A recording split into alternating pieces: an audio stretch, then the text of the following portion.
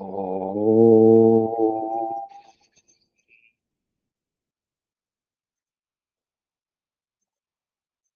ओ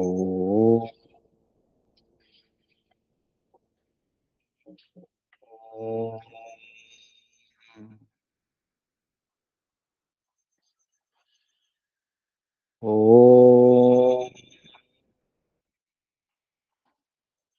योगे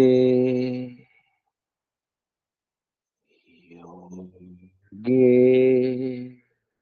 तवस्तरम वाजे वाजे हवामहे सखाय इंद्रमूर्तये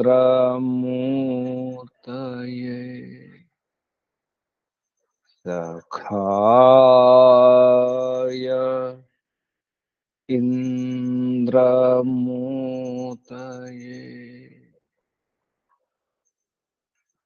ओ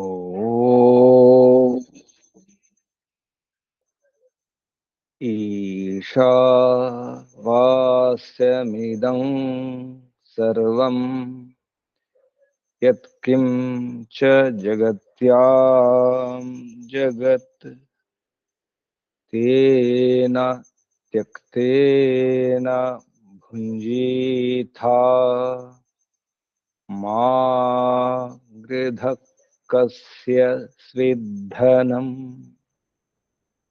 तेन त्यक्तेन भुञ्जीथा मा गृधः कस्य स्विद्धनम् ओ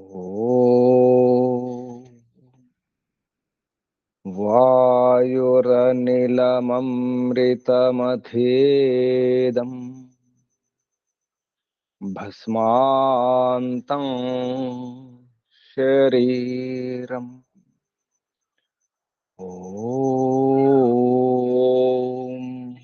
क्रतो स्मर क्लिबे स्मर कृतं स्मर ॐ क्रतो स्मर क्लिबे स्मर कृतं स्मर ॐ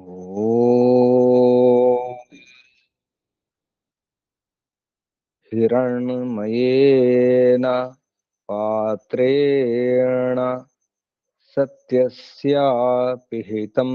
मुखम् यो सा वादित्ये पुरुषः सोऽसावहम्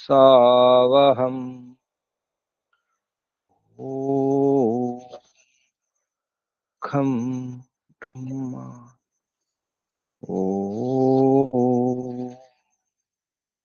खं ब्रह्म ॐ खं ब्रह्म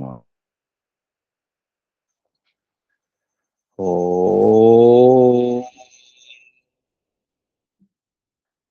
शान्ति शान्ति शान्ति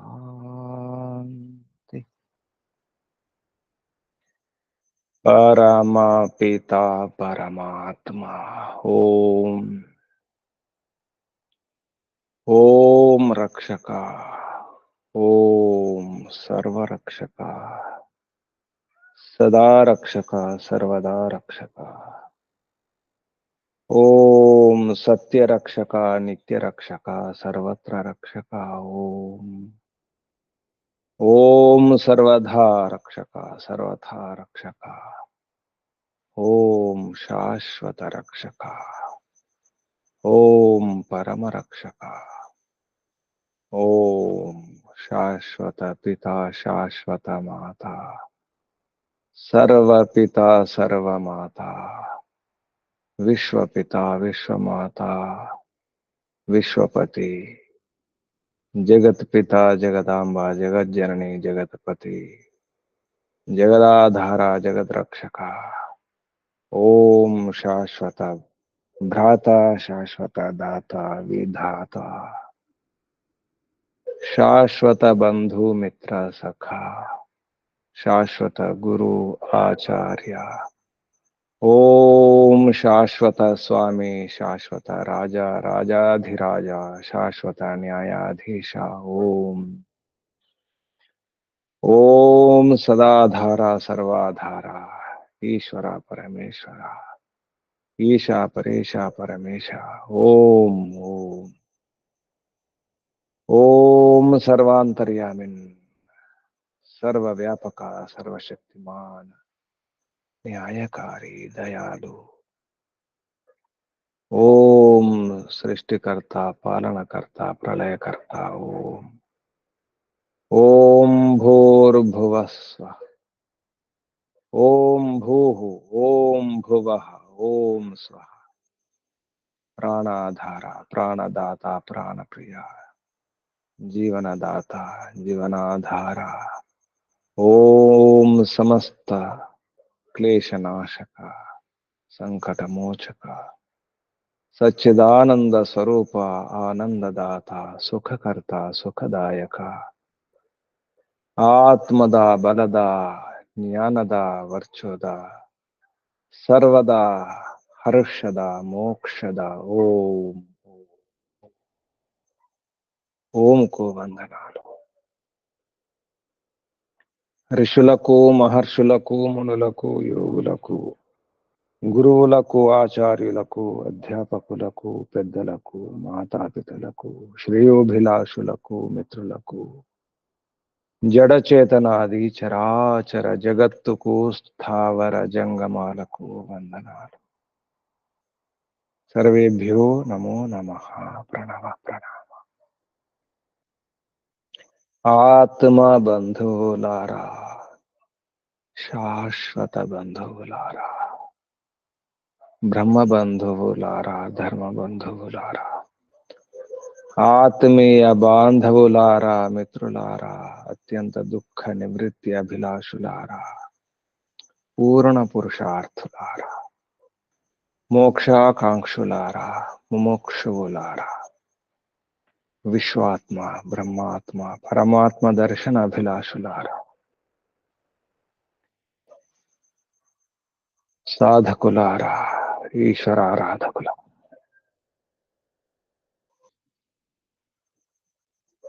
పరమపిత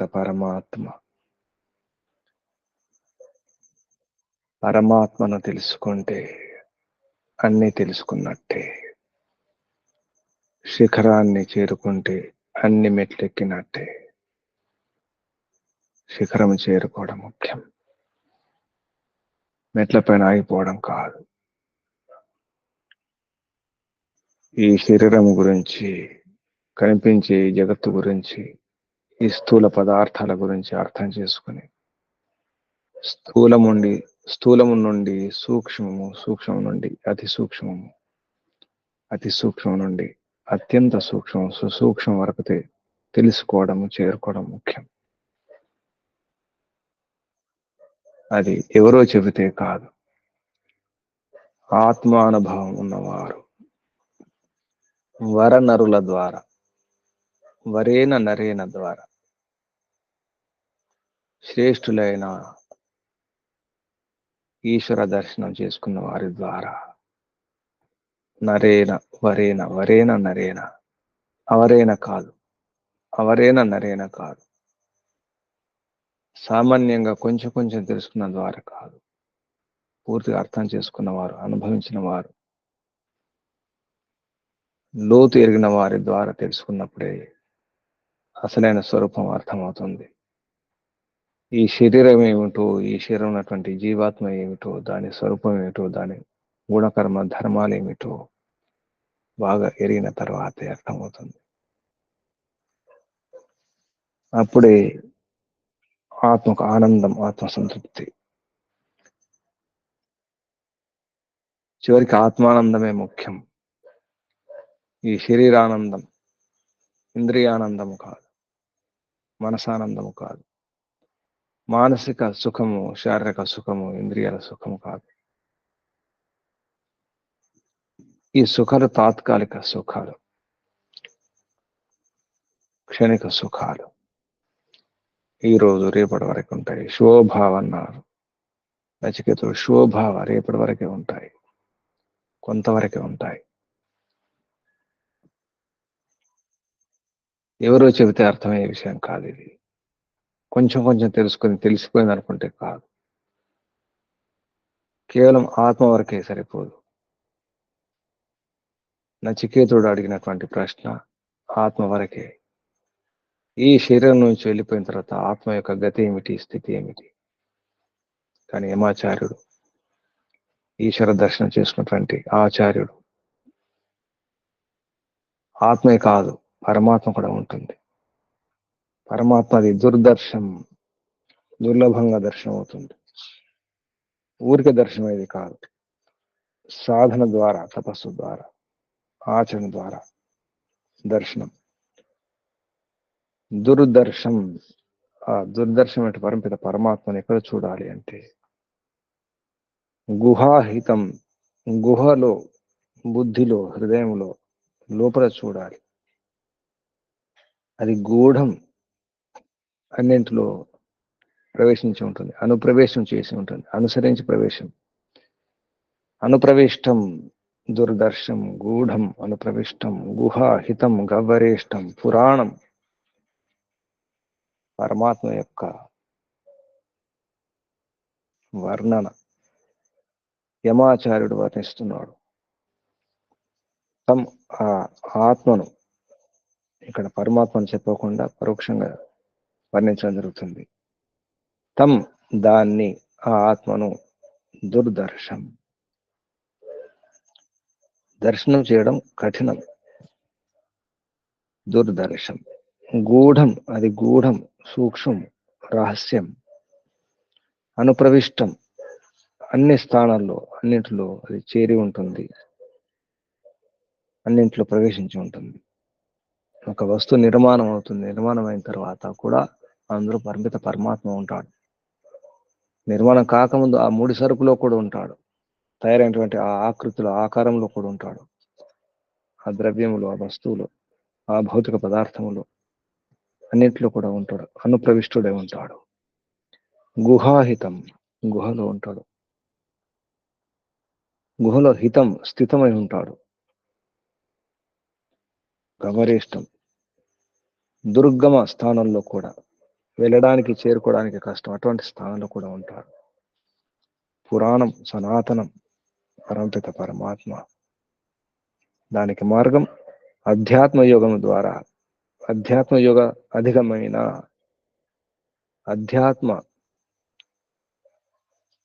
యోగము ద్వారా మాత్రమే దేవం, ఆ పరమదేవుణ్ణి, దేవాది దేవుడు, మహాదేవుడు, పరమదేవుణ్ణి, పరమాత్మను మత్వ తెలుసుకొని ధీరులు, స్థిరబుద్ధులు, యోగులు అటువంటి వారి ద్వారా హర్షమును, శోకమును దూరం చేసుకుంటారు. అటువంటి ధీరుడు మాత్రమే, అటువంటి యోగి మాత్రమే ఇది ఇక్కడ పరమాత్మ గురించి చెప్పడం జరిగింది. తమనగానే ఆత్మ అనుకుంటారు, ఆత్మ కాదు. తమనే శబ్దం పరమాత్మ గురించి. దేవం, ఆ దేవాది దేవుణ్ణి, పరమదేవుణ్ణి ధీరుడు మాత్రమే తెలుసుకోగలుగుతాడు. దర్శనం చేసుకుని హర్షశోకాల నుంచి దూరం అవుతాడు, విడిచిపెడతాడు. జహాతి, విడిచిపెడతాడు, విడిచిపెట్టేసి మోక్షంలో ఉంటాడు. ఇది నిత్యానందం కొరకు ఎక్కడ వెతకాలో చెప్పడం జరిగింది. గుహలో వెతకండి, గుహలో చూడండి, ఎక్కడో కాదు, అంతటా ఉంటాడు. కానీ దుర్దర్శనం ఉన్నారు.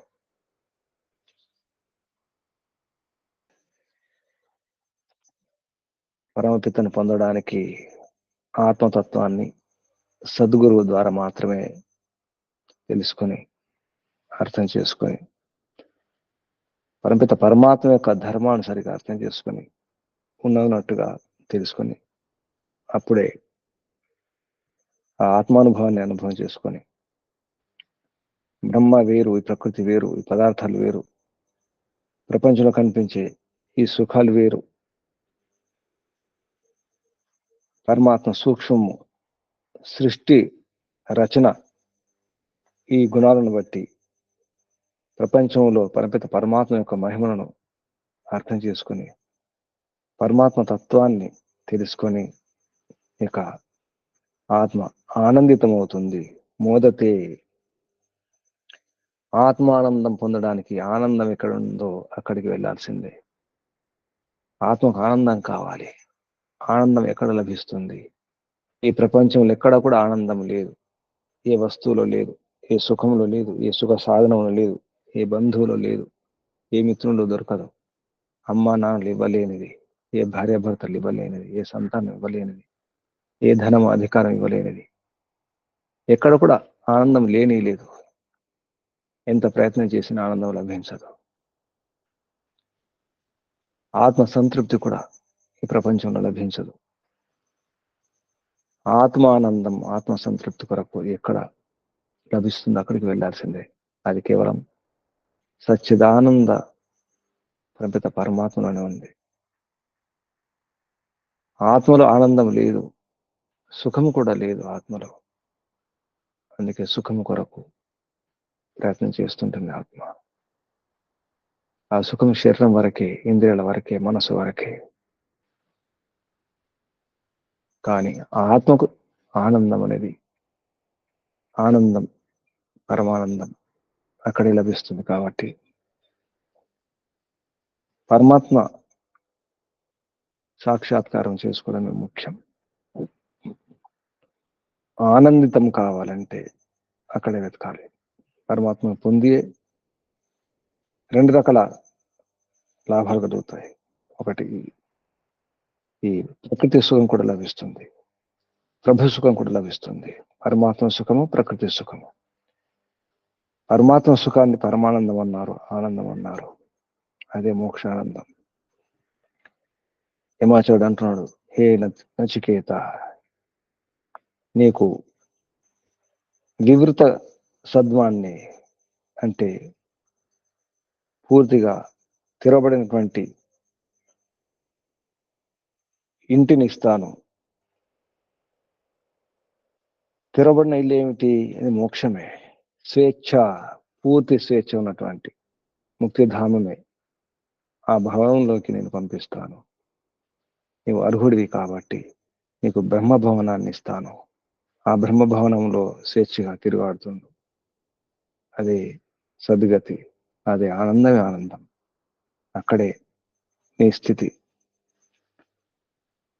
ఆత్మ యొక్క స్థితి ఏమవుతుంది శరీరం నుంచి వెళ్ళిపోయిన తర్వాత అనే ప్రశ్నకు, సందేహానికి సమాధానం కోసం ఇది భూమిక.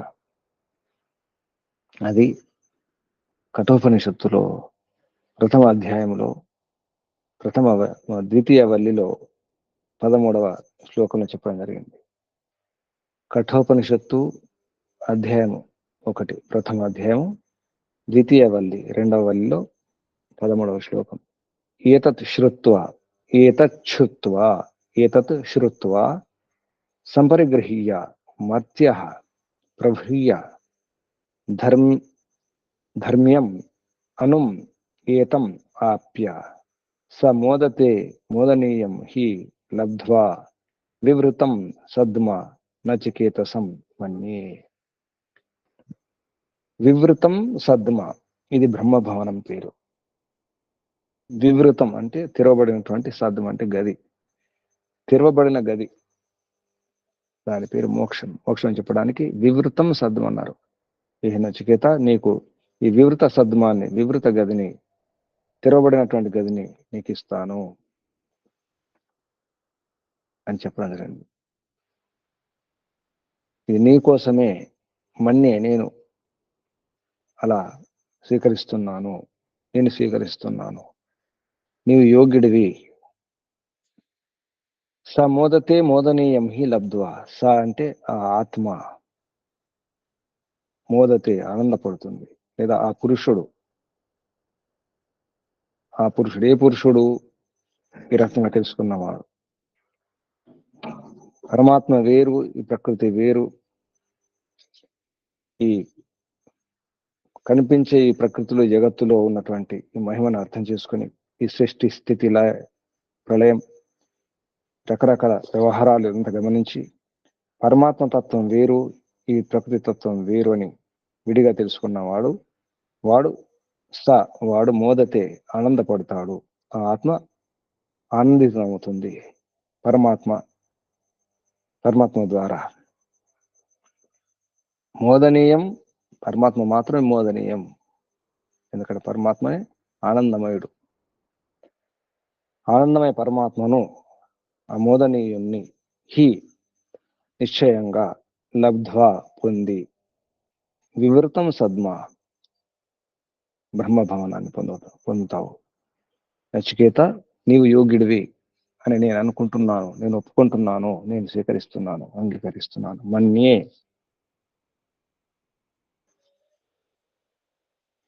నీవు బ్రహ్మభవనానికి అర్హుడివి. అందులో స్వేచ్ఛగా ఉండవచ్చు, ఏ బరువు లేకుండా, ఏ బాధ్యత లేకుండా, ఏ సమస్యలు లేకుండా. నచికేతుడు అడిగిన ప్రశ్నకు ఇది కొంతవరకు సమాధానం. కేవలం ఆత్మతత్వాన్ని మాత్రమే తెలిపి ఉంటే గనక అది సగం అయ్యేది. ఆత్మ ఎక్కడుంటుంది? శరీరం లేకుండా ఎక్కడ ఉండగలుగుతుంది?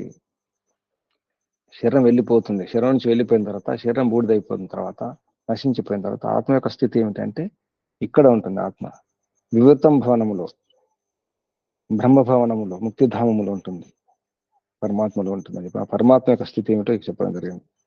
అక్కడ కష్టాలు ఉంటాయా, బాధలు ఉంటాయా, ఈ సమస్యలు ఉంటాయంటే ఉండదు. ఎందుకంటే అక్కడ అంతా మోదమే, అంత ప్రమోదమే. మోదతే మోదనీయం హి లబ్ధ్వా, ఆ మోదనీయుణ్ణి నిశ్చయంగా, ఖచ్చితంగా లబ్ధ్వ పొంది, మోదతే, అతడు, ఆ పురుషుడు, ఆ యోగి, ఆ సాధకుడు ఆనందిస్తాడు.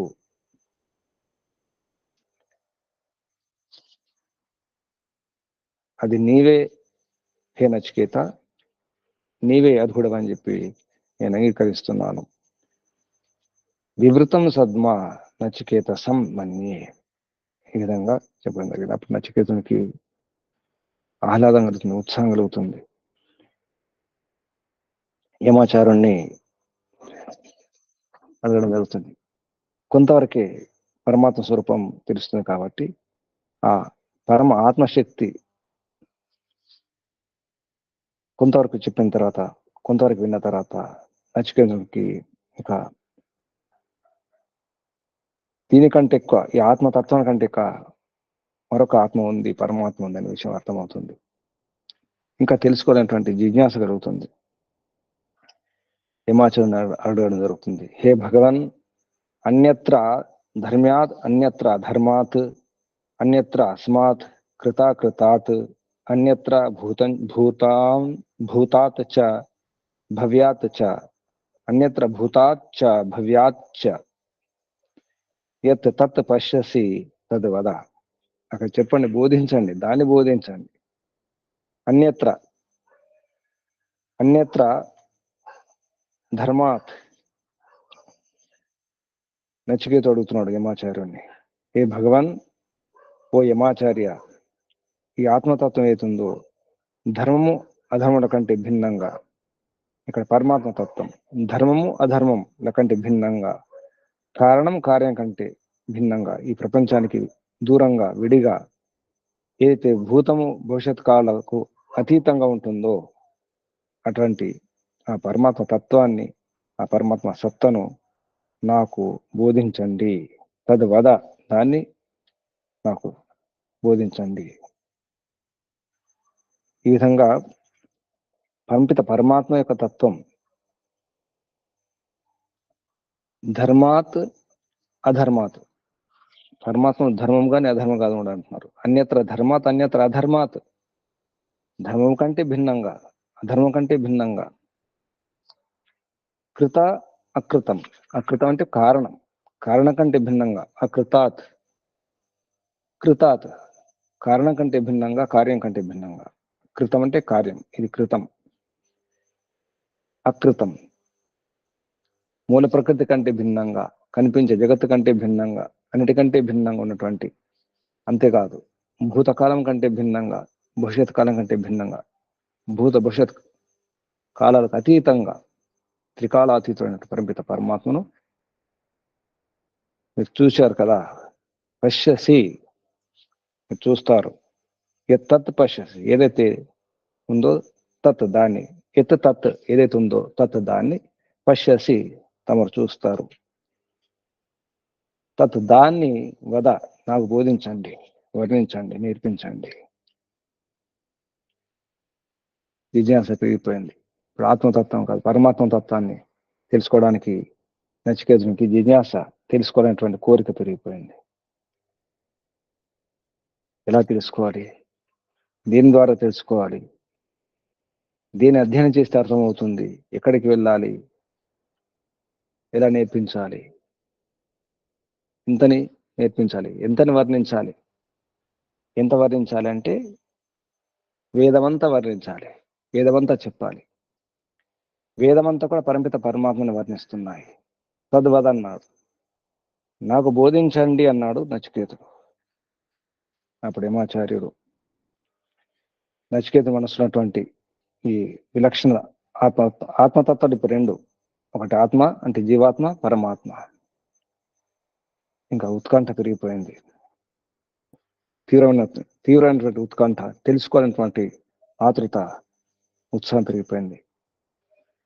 అప్పుడు యమాచార్యుడు ఆత్మతత్వాన్ని పొందడానికి సాధనం ఏమిటో ఉపాయం చెప్పడం జరుగుతుంది. ఈ శ్లోకం అందరికీ తెలుసు. సర్వే వేదా యత్ పదమామనంతి తపాంసి సర్వాణి చ యద్ వదంతి యదిచ్ఛంతో బ్రహ్మచర్యం చరంతి తత్తే పదం సంగ్రహేణ బ్రవీమి ఓం ఇది ఏతత్.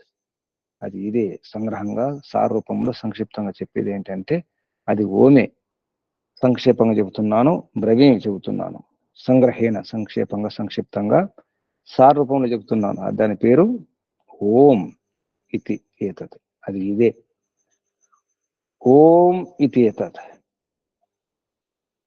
ఏతత్ ఇదే. అది ఎలా తెలుసుకోవాలి? సర్వే వేద యత్ పదమామనంతి. అసలు ఉపాయం ఇదే, పరిమిత పరమాత్మను తెలుసుకోవడానికి మార్గం. అన్ని వేదాలు, సర్వే వేద, అన్ని వేదాలు, యత్ పదం, పదం అంటే ప్రాప్య స్థానం, పొందదగినటువంటి స్థానం, పరమపదం మోక్షం. యత్ పదం ఆమనంతి, అన్ని వేదాలు ఏ పదాన్ని, ఏ పరమ పదాన్ని ఆమనంతి వర్ణిస్తున్నాయో, అన్ని వేదాలు ఆ పరమపదాన్ని వర్ణిస్తాయి, ఆమనంతి వర్ణిస్తాయి. తపాసి సర్వాణి చ వదంతి, అన్ని తపస్సులన్నీ కూడా, సర్వాణి యత్ దేన్నైతే వదంతి తెలుపుతున్నాయో, అంటే అన్ని తపస్సులు. తపస్సు అంటే సత్యం, వృతం, ఆచరణ అన్ని కూడా తపస్సులే. యజ్ఞము, దానము, పరోపకారం కూడా తపస్సే. అన్ని తపస్సులు దేని గురించి తెలుపుతున్నాయో, అంటే అన్ని, ఏ తపస్సు అయినా దేని గురించి ప్రయత్నం చేస్తామో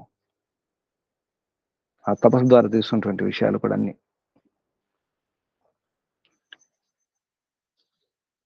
ఇదిచ్ఛంతో బ్రహ్మచర్యం చరంతి, దేన్ని కోరుతూ, ఇచ్ఛంత దేన్నైతే కోరుతూ, బ్రహ్మచర్యం, బ్రహ్మచర్య వ్రతాన్ని చరంతి ఆచరిస్తారో యోగులు.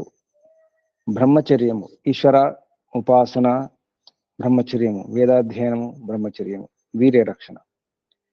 బ్రహ్మచర్యం అంటే మూడు రకాలు, మూడు అర్థాలు. ఈశ్వరోపాసన, వేదాధ్యయనం, వీర్య రక్షణ. వీటిని పాటిస్తారో, ఆచరిస్తారో తత్పదం, ఆ ప్రాప్య స్థానాన్ని, ఆ పొందదగినటువంటి ఆ పరమ పదాన్ని, తే అంటే నీకు, సంగ్రహేణ సంక్షేపంగా, తత్తే పదం సంగ్రహేణ బ్రవీమి ఉపదేశిస్తున్నాను, వర్ణిస్తున్నాను, తెలియజేస్తున్నాను. ఓం ఇది ఏతత్, అది ఓమే.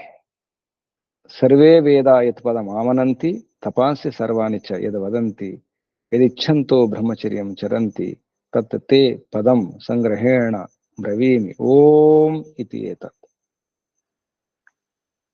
ఈ రకంగా పరంపిత పరమాత్మ యొక్క దర్శనం చేసుకోవడానికి ఉపాయం ఇదే, మరొక ఉపాయం లేదు. అందుకే స్వాధ్యాయం అన్నారు. వేదాధ్యయనం, మోక్షాధ్యయనం, మోక్షశాస్త్రాల అధ్యయనమే.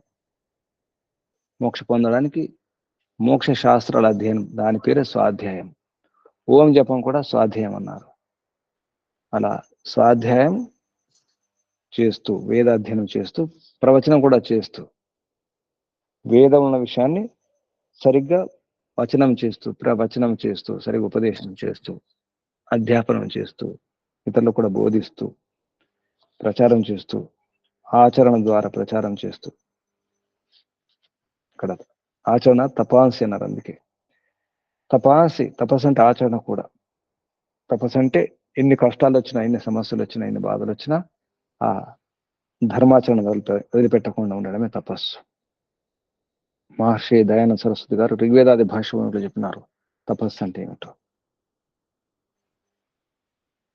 ఆచరణ ద్వారా కూడా పరమిత పరమాత్మనే తెలుసుకోవడానికి ప్రయత్నం చేయాలి. ఇది ఇచ్చంతో బ్రహ్మచర్యం చరింది. బ్రహ్మచర్య వ్రతాలు కూడా పాటించాలి. కేవలం ఏ నియమాలు పాటించకుండా కాదు. ఇక్కడ బ్రహ్మచర్యం ఒక ఉపలక్షణం మాత్రమే. అంటే యమ నియమాలు పాటిస్తూ చరంతి, అలా ఆచరిస్తూ సాధన చేస్తూ ఉంటారో వారికి మాత్రమే ఇది లభిస్తుంది.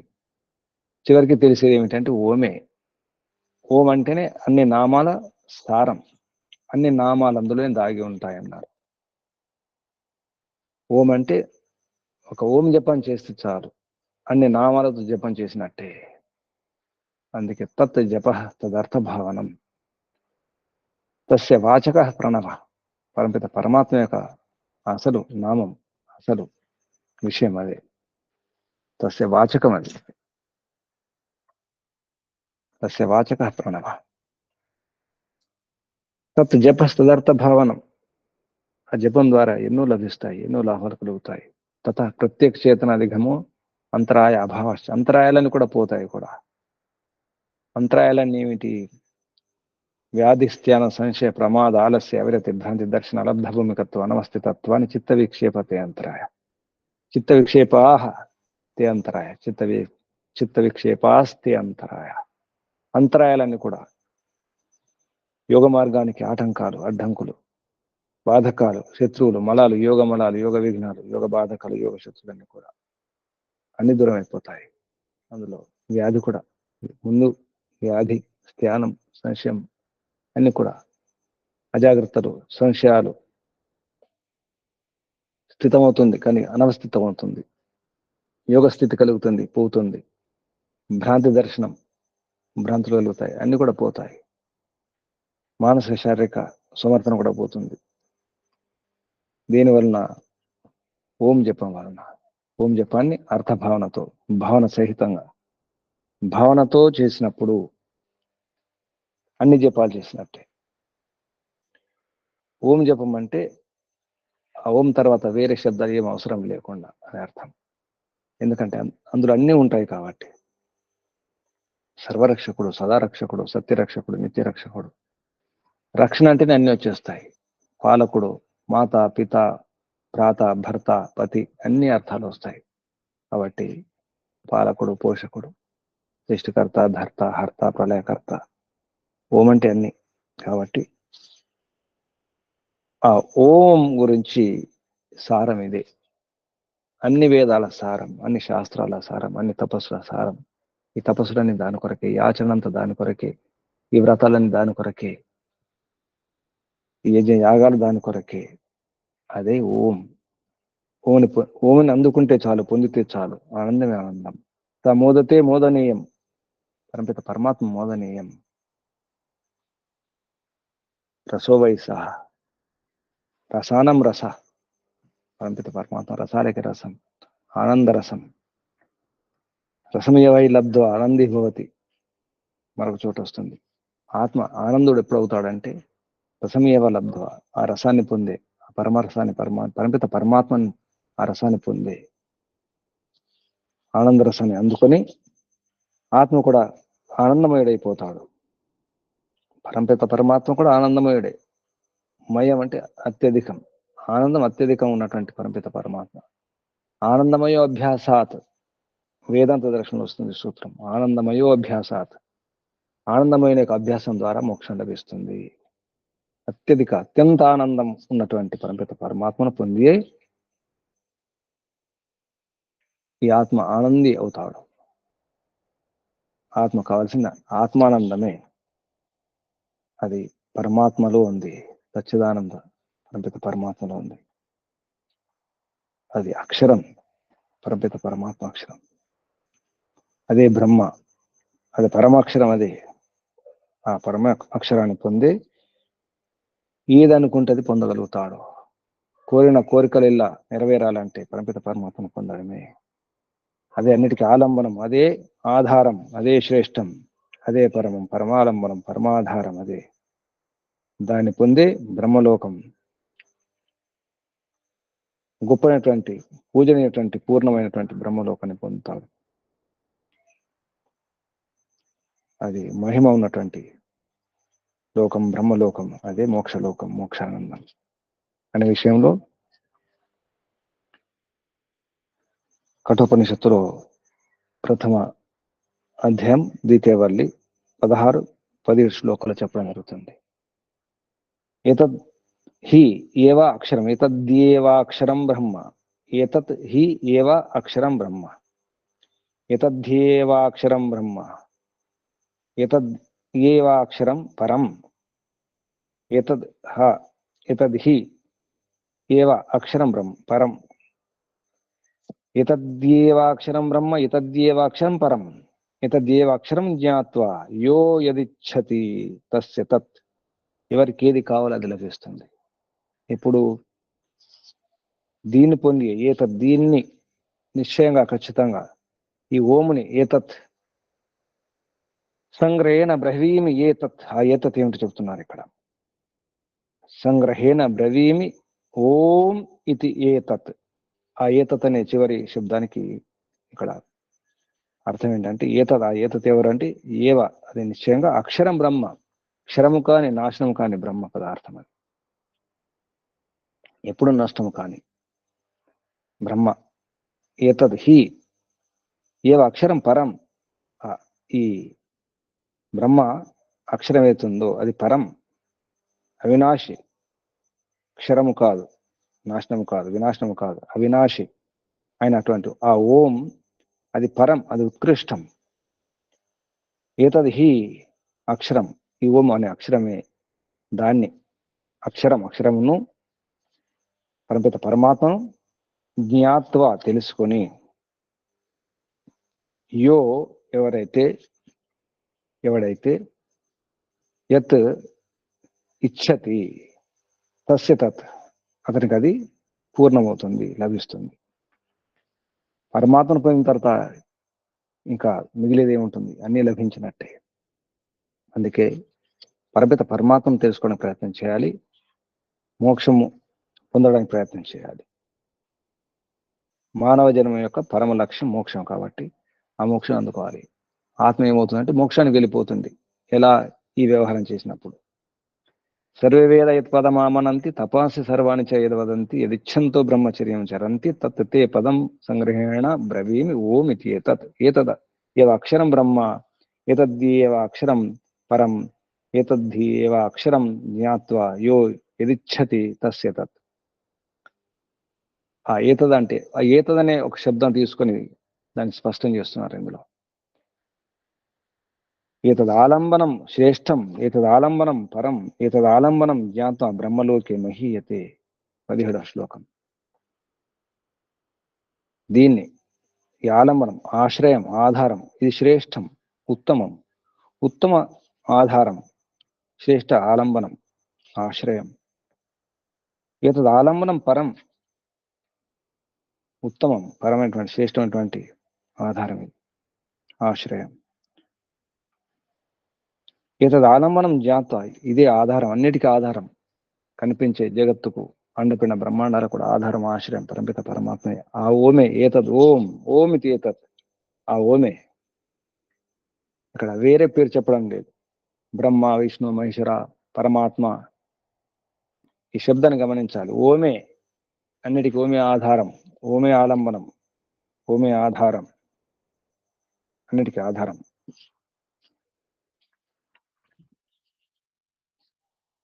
వేరే శబ్దం వాడకుండా ఎందుకు వాడలేదు గమనించాలి. అంటే ఓం అనేది ముఖ్యం. బ్రహ్మ విష్ణు మహేశ్వరు కాకుండా వేరే పరమాత్మ, పరమేశ్వర, పరేశ రకరకాల పేర్లు ఉన్నాయి. దేవాది దేవ, మహాదేవ, ఎన్నో అనేకమైన నామాలు ఉన్నాయి. ఏ నామం ఏ శబ్దం లేకుండా కేవలం ఓం మాత్రమే అన్నారు. ఆ ఓం, ఆ ఏతద్ ఏ అక్షరం, ఆ ఏతత్ ఓం, ఇక్కడ ఏతత్ నపుంసకలింగం,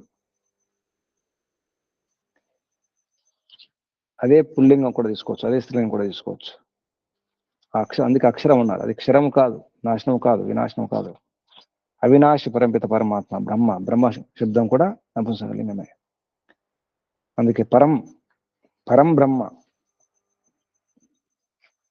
పరంపిత పరమాత్మ, పరం బ్రహ్మ. ఆ పరంపిత పరమాత్మ జ్ఞాత్వం అంటే అర్థం చేసుకొని పరంపిత పరమాత్మను తెలుసుకొని, పరంపిత పరమాత్మను తెలుసుకున్నామంటే అన్ని తెలుసుకున్నట్టే, పరమాణు మొదలుకొని పరమాత్మ వరకు.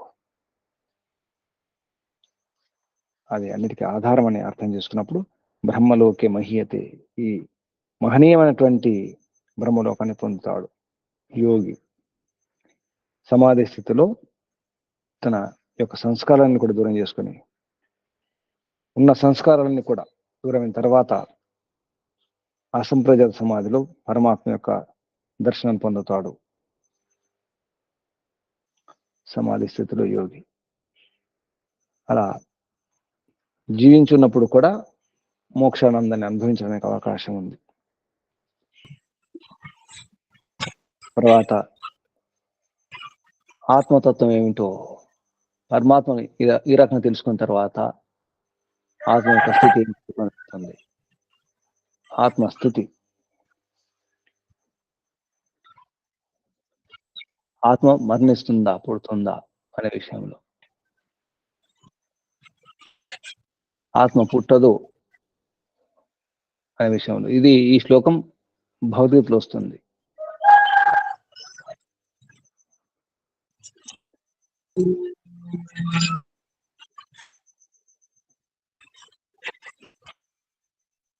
ఓ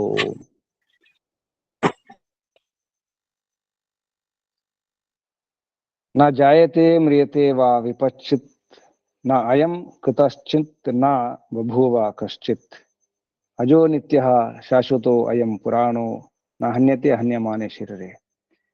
శరీరం పోతుంది, హన్యమానం, నా హన్యతే ఆత్మ పోదు అనే విషయంలో.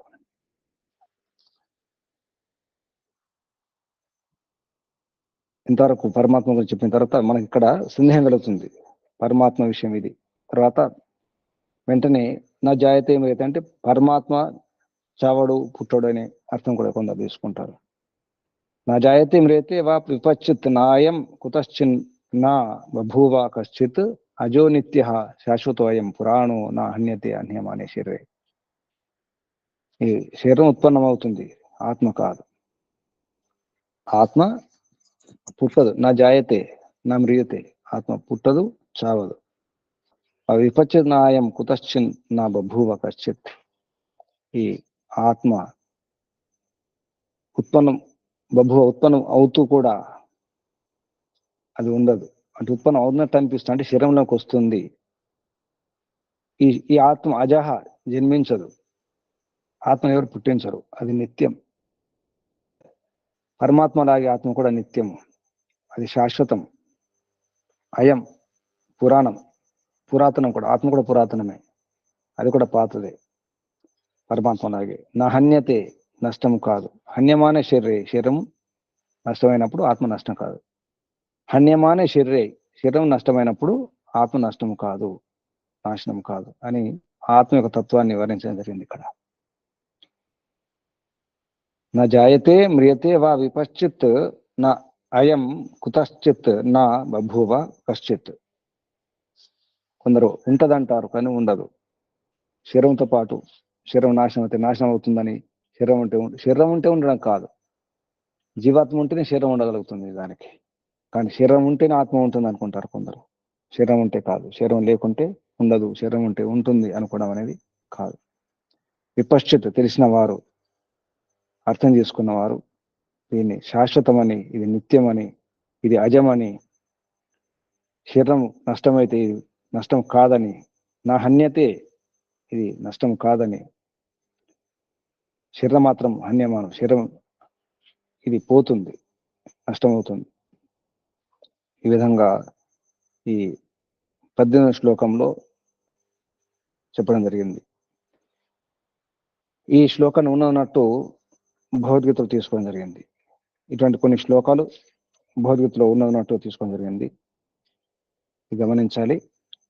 భగవద్గీతకు మూలం కుర్వన్నేవేహ కర్మాణి జిజీవిషేక్షతం సమాహ ఏవం త్వయ నానే థేతోస్తే నా కర్మ నిప్పితినారు అనే మంత్రం. ఒక మంత్రానికి వివరణ. ఎందుకంటే ఎవరి కర్మలు వారు చేసుకుంటూ ఉండడమే. బ్రాహ్మణ, క్షత్రియ, వైశ్య, శూద్ర కర్మలు ఉంటాయి. వర్ణాశ్రమ ధర్మాలు, ఎవరి ధర్మాన్ని వాళ్ళు పాటించడం అనేది ముఖ్యం. కాబట్టి అది పాటించినప్పుడు పాపం లేదు, పుణ్యం లేదు, ఏది అంటుకోదు. ఆ సారమే భగవద్గీత. అర్జునుడు క్షత్రియుడు, క్షత్రియ ధర్మాన్ని పాటించాలి, యుద్ధం చేయాల్సిందే, యుద్ధం చేయడం తప్పు కాదు అనే విషయం అది ప్రేరణ ఇవ్వడానికి, ప్రోత్సహించడానికి కృష్ణుడు అంత చెప్పాల్సి వస్తుంది, ఆత్మతత్వాన్ని బోధించాల్సి వచ్చింది. అందులో ఈ శ్లోకం వస్తుంది. నయనం చిందంతి శస్త్రాన్ని అనే శ్లోకం. దాని అర్థం దీని అర్థం ఒకటే. నా జాయతే మ్రియతే వా విపశ్చిత్ నాయం కుతశ్చిన్ నా బభూవ కచ్చిత్ అజో నిత్య శాశ్వతోయం పురాణో అహన్యతే అన్యమాన శరీరే. ఇక్కడ అజా, నిత్య, శాశ్వత, అయం, పురాణ ఈ శబ్దాలు భగవంతుడు కూడా వర్తిస్తాయి, అలాగే ఆత్మ కూడా వర్తిస్తాయి. పరమాత్మలో ఉన్నటువంటి లక్షణాలు కొన్ని కూడా ఆత్మలు ఉంటాయి. పరమాత్మ నిత్యమే, ఆత్మ నిత్యమే. పరమాత్మ నిర్వికారమే, ఆత్మ నిర్వికారమే. పరమాత్మ నిరాకారం, ఆత్మ నిరాకారం. ఇలా పరమాత్మ పరమచేతనం, ఆత్మచేతనం, ఇలా కొన్ని గుణాలు, ధర్మాలు కలిసి ఉంటాయి. కాబట్టి ఇక్కడ కొందరు సందేహం కలుగుతుంది. ఈ విషయాన్ని మనం వేదాంత దర్శనం కూడా తీసుకోవడం జరిగింది. వేదాంత దర్శనంలో ఇందున్నటువంటి శ్లోకాలకు సరి అర్థం అక్కడక్కడ సందేహం కలుగుతుంది. ఆ సందేహాల నివృత్తి కొరకు వేదాంత దర్శనంలో ఇందులో ఉన్నటువంటి విషయాలు తీసుకొని స్పష్టం చేయడం జరిగింది. ఒకసారి వేదాంత దర్శనం చూడండి. ఈ శ్లోకాలు అక్కడ ప్రమాణంగా తీసుకోవడం జరిగింది. ఇది ఆత్మతత్వం ఇక్కడ మొదలవుతుంది. ఈ విషయాన్ని ఇక్కడ ఆపేద్దాం. పరంపిత పరమాత్మతో ఆత్మ నివేదన చేసుకునే ప్రయత్నం చేయండి. హే పరంపిత పరమాత్మ, నేను కూడా ఆత్మనే, తమరు ఆత్మనే, తమరు పరమాత్మ, నేను ఆత్మ, మీరు నాశనం కారు, నేను నాశనం కాను, నేను కూడా శాశ్వతమే, నీవు శాశ్వతమే, నేను అజుడినే, తమరు అజుడే. ఈ విధంగా కొన్ని గుణాలున్నాయి కాబట్టి మనం సకులం, సమాన ఖ్యాతి ఉన్నవారు, సమాన గుణకర్మ స్వభావాలు ఉన్నాయి, సమాన వేషనెస్ సఖ్యత అంటారు. సఖ్యత కలగాలంటే సమాన ఇంద్రియాలు ఉండేది, సమానటువంటి లక్షణాలు ఉండాలి. ఆ విధంగా మీరు నేను సకులమే కాబట్టి తమరు శాశ్వత సకులు, శాశ్వత బంధు, శాశ్వత మిత్ర, శాశ్వత భ్రాత, తమరు శాశ్వత పిత, మాత అంతా తమరే. తమరిని పొంది నేను ఆనందాన్ని అనుభవిస్తాను ప్రభు. మీ భవనం బ్రహ్మభవనం, ఆ బ్రహ్మభవనంలో అవివృత సద్మలో ఆ తిరగబడినటువంటి ఆ గదిలో నేను స్వేచ్ఛ విహారం చేయాలి. ఈ ప్రపంచంలో అన్ని బంధనాలే, అన్ని కష్టాలు, సుఖాలు ఉన్నప్పుడు కూడా సుఖాల వెనక కష్టాలు దాగి ఉన్నాయి ప్రభు. ఈ శరీరం ఇది హన్యమానం, ఈ శరీరంతో పాటు నేను పోను, నేను నాశనం కాను, నేను ఉంటాను, నీ వద్దే ఉంటాను, నీలోనే ఉంటాను, నువ్వు నాతోనే ఉంటావు, నేను నీతోనే ఉంటాను ప్రభు. నీవు లేకుండా నేను ఉండలేను ప్రభు. ఈ శరీరంలో ఉన్నప్పటికీ లేనప్పటికీ కూడా, మోక్షంలో ఉన్నప్పటికీ ప్రళయంలో ఉన్నప్పటికీ ఎప్పుడు నీతోనే ఉంటాను ప్రభు. నాకు అర్థం కాకపోవడం వల్ల ఎక్కడో ఉన్నాను అనుకున్నాను, భయపడ్డాను, బాధపడ్డాను ప్రభు. నువ్వు నా వెన్నంటే ఉంటావు, నాతోనే ఉంటావు ప్రభు. నీలోనే నేను ఉంటాను, నాలోనే ఉంటావు ప్రభు. ఏ భయం లేకుండా నీలో ఉన్నప్పుడు ఏ భయం ఉండదు, నీ ధ్యాసలో ఉన్నప్పుడు ఏ భయం లేదు ప్రభు. పరధ్యానం ఉన్నప్పుడే, పరధ్యాస ఉన్నప్పుడే, ఈ ప్రపంచ ధ్యాసలో ఉన్నప్పుడే భయం, బాధ. ఈ శరీరంలో ఉంటే అన్ని బాధలే, అన్ని బంధనాలే ప్రభు. ఇక ఆ శరీరం మిగిలేది కాదు, ఇది ఉండేది కాదు. ఇది నశ్వరం, నేను అవినాశిని. ఎపరంపిత పరమాత్మ, ఈ లోకంలో ఉండాలి, బ్రహ్మలోకంలో ఉండాలి. నాకు సద్గతి కావాలి ప్రభు, పరమగతి కావాలి, పరంధామ. నీవే పరమధామము, నీవే బ్రహ్మధామము. నీ భవనానికి వస్తున్నాను ప్రభు, బ్రహ్మ భవనానికి వస్తున్నాను. నీ బ్రహ్మభవనం ఎప్పుడు కూడా తెరవబడి ఉంటుంది, తలుపులు మూసి ఉండవు. సదా తెరవబడిన భవనం అది. కానీ యోగ్యత కావాలి చేరుకోవడానికి, ప్రవేశించడానికి ప్రభు. ఆ యోగ్యత వరకు నేను ప్రయత్నం చేస్తున్నాను. నా స్వరూపాన్ని నేను తెలుసుకోవడానికి ప్రయత్నం చేస్తున్నాను. నా యోగ్యత ఏమిటో, నా బలం ఏమిటో, బలహీనత ఏమిటో తెలుసుకోవడానికి ప్రయత్నం చేస్తున్నాను. తమరు ఆదేశించినారు వేదం ద్వారా, తెలుసుకోమన్నారు నా శక్తి ఏమిటో, నా సామర్థ్యం ఏమిటో. ఓం క్లివే స్మర అన్నారు, క్రతో స్మర అన్నారు, కృతం స్మర అన్నారు ప్రభు. నీ స్మరణ చేయమన్నారు. ఓం క్రతో స్మర, క్లివే స్మర, కృతం స్మర. నేను చేసిన పొరపాట్లు ఏమిటో, దోషాలు ఏమిటో, తప్పులేమిటో తెలుసుకుంటూ, సరిదిద్దుకుంటూ, పశ్చాత్తాపం చెందుతూ, ప్రాయశ్చితం చేసుకుంటూ, శుద్ధమవుతూ, ఆత్మశుద్ధి చేసుకొని, అవిద్యను దూరం చేసుకొని నేను చేరుకోవడానికి యోగ్యత పెంచుకుంటున్నాను ప్రభు. తప్పకుండా నేను చేరుకుంటాను ప్రభు. నేను అర్థం చేసుకుంటాను, బ్రహ్మచర్యం పాటిస్తాను, తపస్సు చేస్తాను, ఆచరిస్తాను ప్రభు. వేదాధ్యయనం చేస్తాను. అన్ని వేదాలు కూడా నిన్నే పొగుడుతున్నాయి, నిన్నే వర్ణిస్తున్నాయి ప్రభు. అన్ని తపస్సులు, అన్ని ఆచరణలన్నీ కూడా నీకోసమే ప్రభు. అన్ని వ్రతాలు నీకోసమే ప్రభు. సంగ్రహంగా యమాచార్యుడు నచికేతునికి చెప్పినటువంటి సారం సంగ్రహేణ బ్రవీమి ఓం ఇతి తత్. నీవే ఆధారం, అన్నిటికీ ఆధారం, పరమాధారం నీవే ప్రభు. నీవే అక్షరం, పరమక్షరం, పరబ్రహ్మ, అంతా నీవే ప్రభు.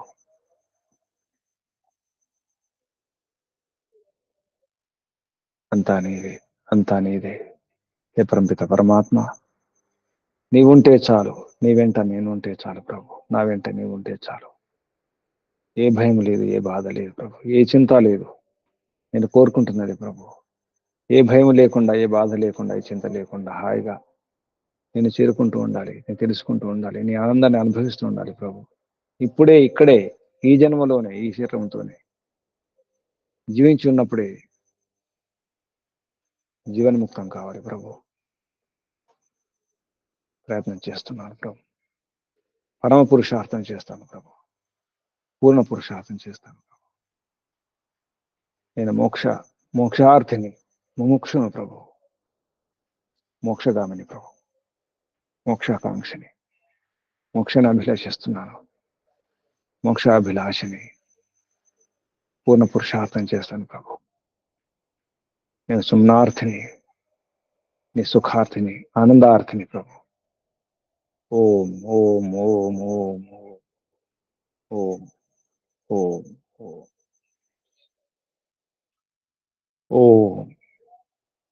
నేను తెలుసుకుంటే చాలు ప్రభు, నేను అర్థం చేసుకుంటే అన్ని అర్థమైనట్టే ప్రభు. నేను చేరుకుంటే అన్ని చేరుకున్నట్టే, అన్ని సుఖాలు అనుభవించినట్టే. ఈ మానవ జన్మ దాని కొరకే. నేను తెలుసుకోకుండా ఉంటే ఈ మానవ జన్మ నిరర్థకమైపోతుంది, వ్యర్థమైపోతుంది ప్రభు. ఈ జన్మను సార్థకం చేసుకోవాలి, ఈ శరీరం ద్వారా తరించాలి.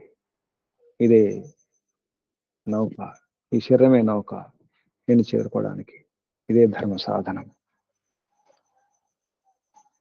ఇది సరిగా ఉపయోగించుకొని ఈ భవసాగరం నుండి భవ్యసాగరానికి వస్తాను ప్రభు. నీ ఆనంద సాగరానికి వస్తున్నాను ప్రభు. బ్రహ్మ భవనానికి చేరుకుంటాను ప్రభు. బ్రహ్మానంద భవనానికి చేరుకుంటాను. ఓం ఓం ఓం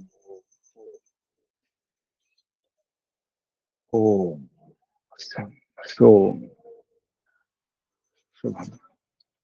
పరమపిత పరమాత్మకు, ఋషులకు, మహర్షులకు, మునులకు, యోగులకు, గురువులకు, ఆచార్యులకు, మాతాపితలందరూ కూడా ధన్యవాదాలు. కలియుగ ఋషి మహర్షి దయానంద సరస్వతి గారు, గురువారు దండి స్వామి విరజానంద సరస్వతి గారికి, మహర్షి దయానంద సరస్వతి గారికి వందనాలు, ప్రణామాలు. బంధువులారా, సాధకులారా, ఈశ్వర ఆరాధకులారా, మీ అందరికీ వందనాలు, అభినందనాలు. పరమపిత పరమాత్మ ఆశీర్వాదాలు. ఓం शुभम। ओम ओम ओम। शांति शांति। शांति पाठ। ओम।